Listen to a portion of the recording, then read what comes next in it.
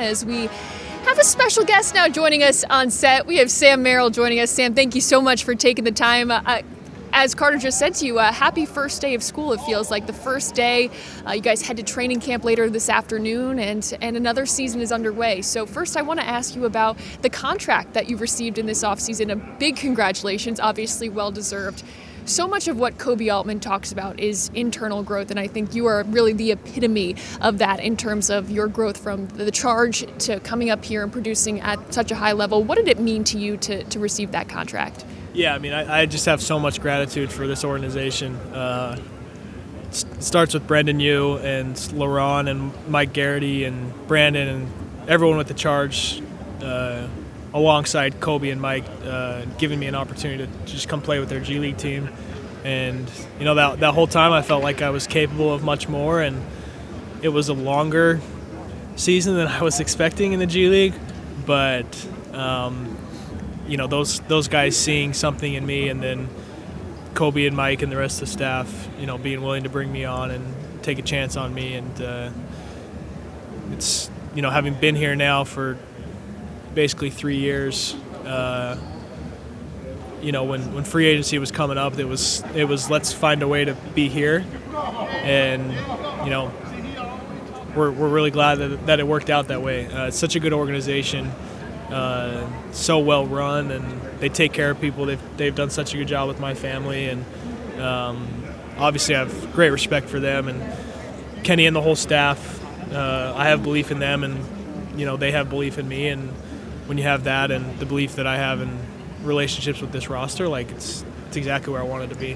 What kind of conversations do you have with folks like Naquan Tomlin or Luke Travers, who are, you know, on two ways that are, you know, working their way up, you know, up the NBA charts, like knowing that you're coming from that experience of like, hey, you had to spend some time in the G League and work your way up. Yeah, I try and tell anyone that is in that type of situation, like it's so hard to be patient. And I wasn't always the best at it, but you have to be, and you have to, obviously, this is assuming you're working hard and doing what you're supposed to be doing. You have to trust in that, and that was my thing that whole time was, I don't know how it's going to work out for me. I don't know if that means I'm going to go overseas and maybe have a great career over there, but I felt so confident that if I put in the work and did things the right way, it would work out. And, you know, I'm grateful it's worked out the way it has, but that's my message, like, trust in what you're doing, do the right things, and it'll find a way to work out. You mentioned how you, at the start, you had to prove that you are capable of doing more. I think now it's consensus, right? Like even when we hear casual fans talk, they know that you are a strong defender. They know that you're able to contribute in all these different ways. When you were approaching this off-season, was there a particular area of focus that you were looking to expand your game a little bit more, knowing that you are going to have a prominent role on this team?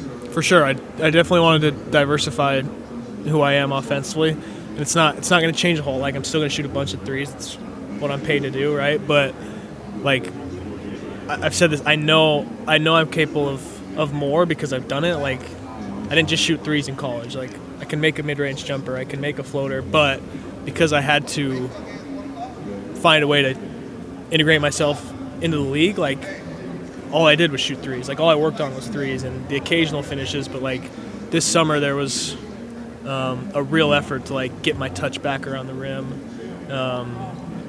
shoot some mid-range shots. Like again, it's not going to be a heavy dose. Like, you know what good shots are, but just being able to diversify it more so that, you know, when I get run off the line, generally it's like, unless it's clear, I'm looking to pass, and some teams know that. But the coaching staff has given me the freedom, like, hey, if there's a, like, shoot it. Like, go shoot a floater. It's okay. Like, you don't have to make every single one. And now I need to be willing to go try that out and get that feel back. But I feel really good about where I'm at as far as that goes. And then,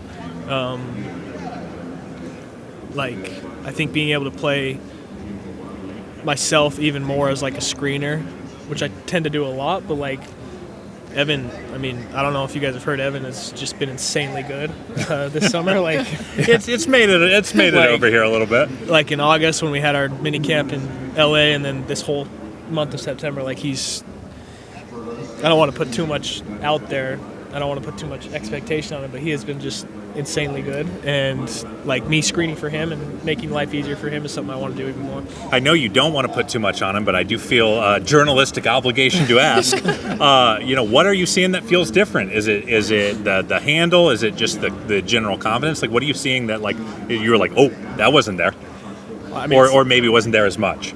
I mean, it's everything. Like he's obviously he continues to get stronger. Last year, I thought a big step he made was like when he got a smaller guy on him. It was like, I'm just gonna go score on you, and he didn't always have that. Last year, he developed that. This year, it's twice as much. Like I sometimes will feel like I could try and body him up and make him, but now, like when I get matched up with him, he's just gonna go dunk on me. And so that's big. His handle, there's just no hesitation shooting the basketball, and who knows what that looks like when game one rolls around, but like there's no hesitation right now. He's shooting it great. He's like kind of yelled at like our coaches that are reffing a little bit. Like that's like he is clearly taking a step as a player, but also as like almost an alpha. Yeah. And he's always going to be who he is. He's quiet and doesn't say a whole lot, but I'm really excited for him this year.